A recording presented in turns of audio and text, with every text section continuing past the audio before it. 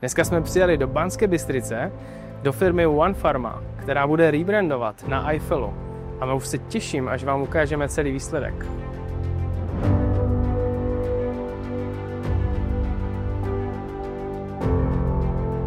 Tie očakávania sa zmenili, takže pôjdeme do hĺbky a ja sa na to veľmi teším. Želám si, aby Eiffela bola značka, ktorú bude poznať každý.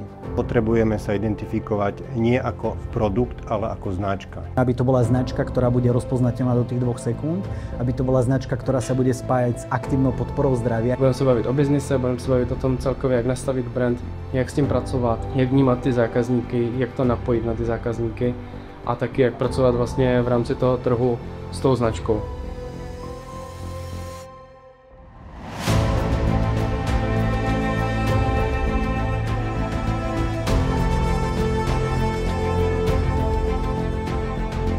Profesionálny prístup, riešenie brandu ako takého. Ja si myslím, že sme novú značku dali do správnych rúk. Čo dodať na záver? A dnes aj po tomto workshope si myslím, že nič nie je nemožné. Takže za mňa fakt skvelý workshop. Ďakujem veľmi pekne.